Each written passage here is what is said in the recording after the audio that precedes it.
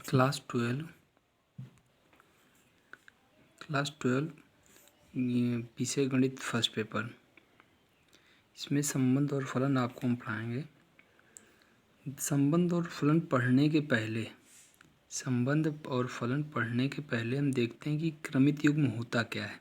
क्योंकि जब संबंध पढ़ने के पहले हम सबसे पहले ये देखते हैं कि क्रमित युग्म संबंध रिलेटेड ही है क्रमित युग्म से।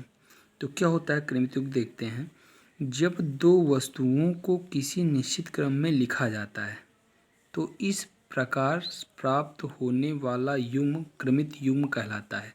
जैसे देखिए संबंध अगर हम कह दें कि दशरथ राम जो है कि राम के पिता हैं, तो यहाँ पे पिता शब्द रिलेशन को दर्शाता है।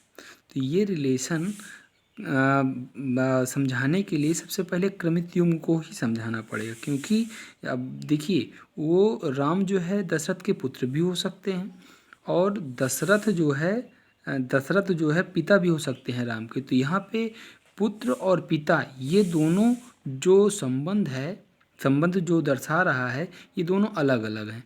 इस वजह से इसमें हम क्रम फिक्स करेंगे। या तो हम ये कह सकते हैं कि राम दशरथ के पुत्र हैं, तो यहाँ पे पुत्र क्या हो जाएगा, संबंध हो जाएगा। तो इसको समझाने के लिए सबसे पहले हम देखते हैं क्रमित युग्म क्या होता है। जब दो वस्तुओं को किन्हीं निश्चित क्रम में लिखा जाता है तो इस प्रकार प्राप्त होने वाला युग्म क्रमित युग्म कहलाता है, मतलब निश्चित हो जाते हैं। जैसे यहाँ पे देखिए A, B ये आपका प्रथम घटक, ये आपका द्वितीय घटक। अब ये यहाँ पे नहीं आ सकता है क्योंकि ये फिक्स हो गया, इसका पहला स्थान है, इसलिए इसको हम प्रथम घटक और हमेशा इसको हम क्या कहेंगे, प्रथम घटक।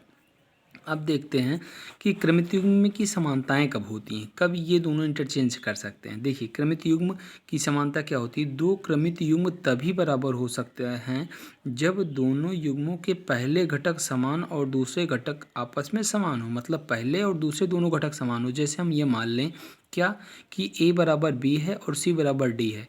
तो अगर एक क्रमित युग्म हम मान लें कि A, C है तो ये बराबर हो जाएगा किसके, B, D के। क्यों, क्योंकि देखिए A के बराबर क्या है, B है, तो A के बराबर B है। अगर हम A लिखें या B लिखें दोनों बराबर हैं, इसलिए इसका पहला घटक और इसका पहला घटक ये दोनों आपका इक्वल है। और C बराबर D है तो C बराबर यहाँ पे D। अब यहाँ पे ध्यान से देखिएगा ये दोनों क्रमित युग्म बराबर हुए हैं। क्यों, क्योंकि इसका पहला घटक इसके पहले घटक के बराबर है। अब इसका पहला घटक इसके दूसरे घटक के अगर बराबर हो गया तो ये भी क्रमित युग्म बराबर नहीं होगा। पहला घटक पहले घटक के ही बराबर होना चाहिए और दूसरा घटक दूसरे घटक के बराबर होना चाहिए, तब ये दोनों हमारे क्रमित युग्म क्या हो जाएंगे, बराबर हो जाएंगे। अब हम देखते हैं कि दो समुच्चयों का काट्य गुणनफल क्या होता है। अब देखिए दो समुच्चयों का काट्य गुणनफल क्या होता है। मान लीजिए एक समुच्चय A बराबर 1, 2 है, B बराबर 1, B है।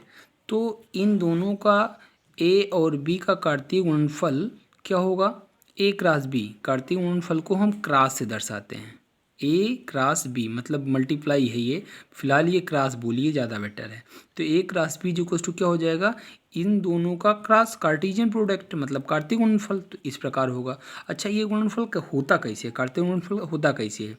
इसका जो पहला घटक है इसका पहला घटक जो है इसको हम आर्डर पेयर में मतलब क्रमित युग्म में पहले स्थान पर रखेंगे और ये दूसरा है। देखिए A पहले था इसलिए ये आपका A है, तो इसका प्रथम घटक ही होगा, ठीक है ना। हर जगह पूरे सेट में प्रथम घटक ही होगा। तो A क्रॉस क्या हो जाएगा, 1, A, फिर 1, B, फिर 2, A, फिर 2, B। अब देखिए पूरे सेट में A क्रॉस B जो आया पूरे सेट में पहला, देखिए जो सेट A था उसके घटक 1 और 2 पहले आर्डर पेयर में जो क्रमित युग्म है इसमें पहले स्थान पे। देखिए 1 यहाँ पे है, 1 यहाँ पे है, 2 यहाँ पे है, 2 यहाँ पे, सब पहला घटक है इसमें, ठीक है ना। अब देखिए और ये जो आपका सेट B था ये हमेशा द्वितीय घटक होंगे, क्रमित युग्म के द्वितीय घटक होंगे। ये देखिए A, B द्वितीय घटक है। क्यों, क्योंकि यहाँ पे हमने A क्रॉस B किया था। अगर इसको पलट देते B क्रॉस A लिखते तो B का जो एलिमेंट है, सेट B के जो एलिमेंट हैं वो आर्डर पेयर में पहले घटक पे होते, ठीक है ना। अब इसको हम देखते हैं थोड़ा से आरेख के द्वारा। मान लीजिए ये एक सेट ए है, ये आपका क्या है, सेट ए है, जिसमें एलिमेंट 1 2 था, तो यहाँ पे 1 2 हो जाएगा। सेट बी वाला जो एलिमेंट था, इसमें एलिमेंट क्या थे, ए बी थे, तो यहाँ पे ए बी।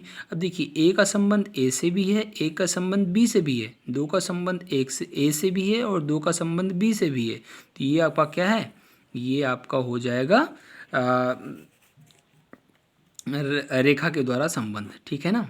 तीर के द्वारा हम दोनों सेटों में जो एलिमेंट है उनका काटते गुणनफल कर रहे हैं, ठीक है ना। अब देखते हैं काटते गुणनफल का परिभाषा क्या होती है, एग्जैक्ट। देखिए काटते गुणनफल की जो परिभाषा होती है क्या होती है, ए व बी दो आरिक्त समुच्चय हैं। मान लीजिए ए और बी दो आरिक्त समुच्चय हैं। एक बात हमेशा याद रखिएगा, काटते गुणनफल तभी संभव है जब आरिक्त समुच्चय होने चाहिए। आरिक्त समुच्चय का मतलब कोई भी सेट, मान लीजिए सेट ए है तो सेट ए में कुछ ना कुछ एलिमेंट होने चाहिए, खाली नहीं होना चाहिए। इसमें एक ही एलिमेंट हो चलेगा, लेकिन कम से कम एक एलिमेंट होना चाहिए। बी में भी दोनों सेट क्या होने चाहिए, आरिक्त होने चाहिए। अब देखिए तो ए व बी का काटते गुणनफल ए क्रॉस बी क्या कहलाएगा, A cross B equals to X comma Y such that, मतलब एक्स वाई प्रदर्शित कर रहा है क्या, एक्स बिलोंग्स टू ए, मतलब ये जो होगा यहाँ पे जो प्रथम घटक होगा ऑर्डर पेयर में, वो ए का ही एलिमेंट होना चाहिए, ए का ही अवयव होना चाहिए। और जो y बिलोंग्स टू बी है तो सेट बी का, यहाँ पे ये जो y है सेट बी का एलिमेंट यहाँ पे होना चाहिए।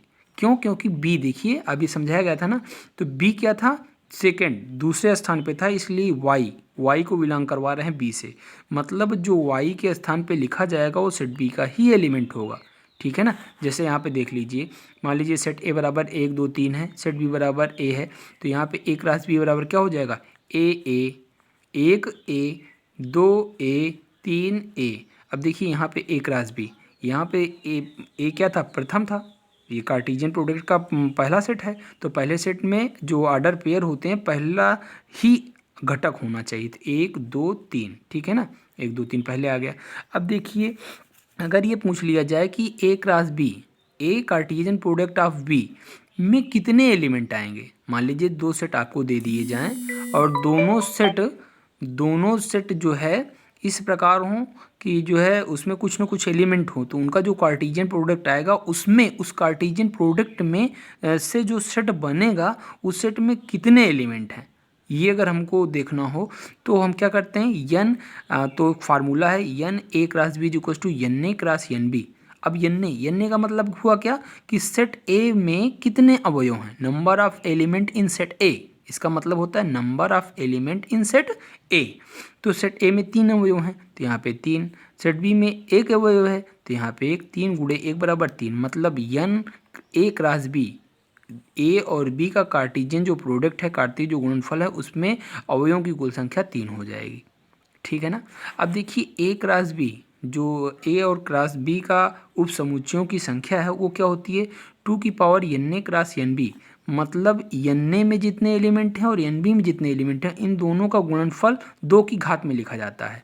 तो एन ए में 3 थे, एन बी में 1 था, तो 2 की घात 3 क्रॉस 1, मतलब 2 की घात 3, 2 की घात 3 का मतलब 8। अब देखते हैं कि कैसे ये उप समुच्चय हुए। ए क्रॉस बी ये था, इसमें 3 एलिमेंट थे, 3 एलिमेंट से ये जो सेट बना, इस सेट का जो सबसेट है, सबसेट मतलब उप समुच्चय, इस समुच्चय का उप समुच्चय कितना होगा, 8। कैसे, देखिए फार्मूला भी होता है, अगर कोई सेट है उसके उप समुच्चयों की संख्या 2 की पावर n होती है, तो यहाँ पे नंबर ऑफ एलिमेंट क्या थे, 3 थे, तो यहाँ पे जब 3 लिखेंगे 2 की घात 3, तो 2 दूनी 4 दूनी 8 हो जाएगा। तो 8 कैसे बनेंगे, देखिए, तो देखिए यहाँ पे जो सेट था ए क्रॉस बी में के उप समुच्चय क्या होंगे, तो देखिए ए क्रॉस बी के उप समुच्चय जो थे उसमें सबसे पहले इम्पटी सेट सभी में आता है, इम्पटी सेट सभी में आता है, तो ये हो गया। दूसरा पहला ए ये वाला, तीसरा उप समुच्चय क्या हो जाएगा, 2a, और अगला क्या हो जाएगा 3a। अब उसके बाद क्या हो जाएगा, इन दोनों को लेकर एक सेट बना सकते हैं, फिर इन दोनों को लेकर एक सेट बना सकते हैं, फिर इन दोनों को एक सेट लेकर बना सकते हैं, फिर तीनों को लेकर एक सेट बना सकते हैं। तो हम देखते हैं, तो ये टोटली कितने हो गए, ये टोटली आपके 8 हो गए। देखिए 1 2 3 4, और इन दोनों को लेकर 5, इन दोनों को लेकर 6, इन दोनों को लेकर 7, और ये सब को लेकर 8 हो गए ये उप समुच्चय। अब इसको मैंने इसलिए पढ़ाया क्योंकि इस संबंध में इन चीज़ों की आवश्यकता पड़ेगी। देखिए संबंध की परिभाषा क्या होती है। समुच्चय ए से समुच्चय बी का कार्तीय गुणनफल एक राशि बी में कोई संबंध आर, एक संबंध होता है, दो सेट हैं, जब उनका कार्टेशियन प्रोडक्ट निकाला जाता है तो 100% उन दोनों सेटों में कुछ न कुछ संबंध रहा होगा तभी निकाला जाता है, ठीक है ना। तो कोई संबंध आर एक राशि बी का उपसमुच्चय होता है। आर क्या है, एक संबंध है। जैसे यहाँ पे हमने एक राशि बी निकाला तो उसमें मान लीजिए एक संबंध इन दोनों के बीच में था, ये दोनों ऑर्डर पेयर थे, इन दोनों ऑर्डर पेयर में एक संबंध रहा होगा, तो इसका ये जो एक सेट बनाएगा दोनों मिला के, इस पूरे का एक सबसेट होगा, और वही आपका क्या होता है, रिलेशन, उसको क्या बोलते हैं, संबंध। बाकी की बाकी आगे पढ़ाया जाएगा।